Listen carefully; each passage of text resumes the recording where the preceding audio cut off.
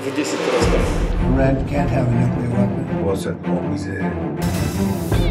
Iran Israel যুদ্ধ যখন ক্রমেই ভয়াবহ রূপ নিচ্ছে তখন আন্তর্জাতিক মঞ্চে এক নতুন চমক। চীন রাশিয়ার পর এবার ইরানের পক্ষে সরাসরি অবস্থান নিল পরমাণু শক্তিধর দেশ উত্তর কোরিয়া।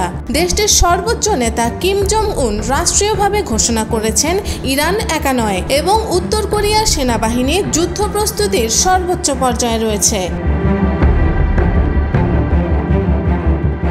বুধবার পিয়ংইয়ং থেকে রাষ্ট্রীয় সংবাদ সংস্থা কেসিএনএ প্রকাশিত এক ঘোষণায় কিম জং উনের বক্তব্যে উঠে আসে তীব্র প্রতিক্রিয়া। তিনি বলেন, ইসরায়েলের সামরিক আগ্রাসন ও যুক্তরাষ্ট্রের একচেটিয়া নীতি আমরা গভীরভাবে পর্যবেক্ষণ করছি।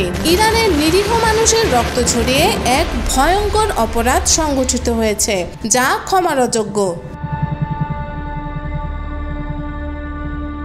এই প্রথমবারের মতো কিম জং উন প্রকাশ্যে ঘোষণা করলেন, এই যুদ্ধে ইরান একা নয়। কঠিন সময়ে আমরা বন্ধুদের ছেড়ে যাই না। উত্তর কোরিয়ার সেনাবাহিনী এখন সর্বোচ্চ সতর্কতায় রয়েছে।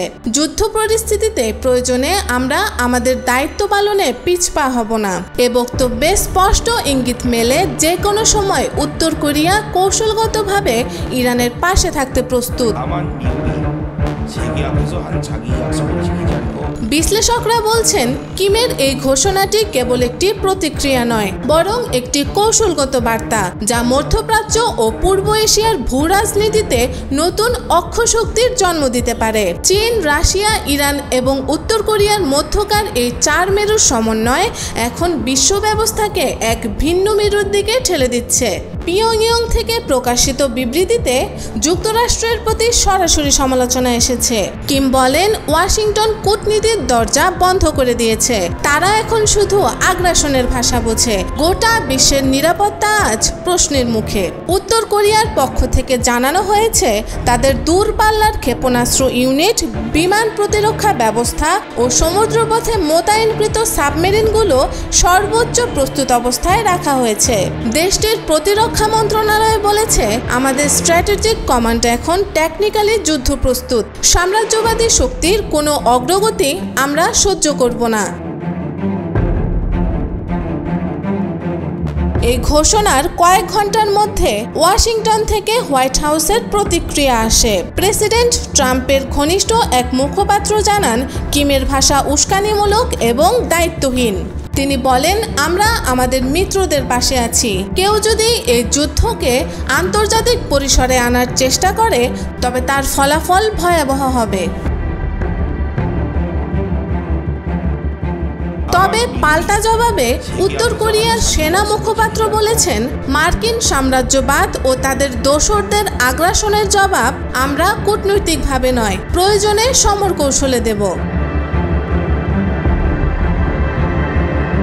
এই উত্তপ্ত প্রতিক্রিয়াগুলোর মাঝে ইরান কিম জং উনের অবস্থানকে স্বাগত জানিয়েছে। তেহরান থেকে প্রকাশিত এক প্রতিক্রিয়ায় বলা হয়, বিশ্ব আজ দেখছে ন্যায়ের পথে দাঁড়ানোর মতো সাহসী নেতারা এখনো আছেন। উত্তর কোরিয়ার এই সমর্থন ইরানের প্রতিরোধকে আরও দৃঢ় করেছে।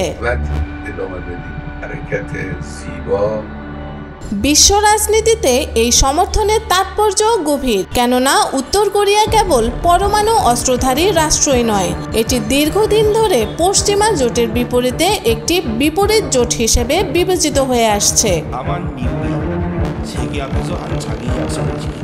বিশেষজ্ঞদের মতে, চীন, রাশিয়া, উত্তর কোরিয়া এবং ইরান এই চার দেশের মধ্যে একটি ভূ রাজনৈতিক অক্ষশক্তির গঠন আজ বাস্তবতার মুখোমুখি, যার ফলাফল হতে পারে একটি নতুন স্নায়ুযুদ্ধ বা তৃতীয় বিশ্বযুদ্ধের আগাম প্রস্তুতি।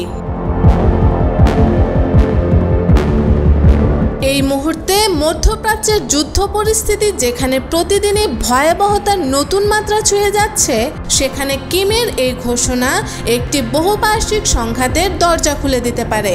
আর প্রশ্নটা এখন কেবল ইরানের নয়, বিশ্ব ব্যবস্থার সামগ্রিক স্থিতিশীলতার।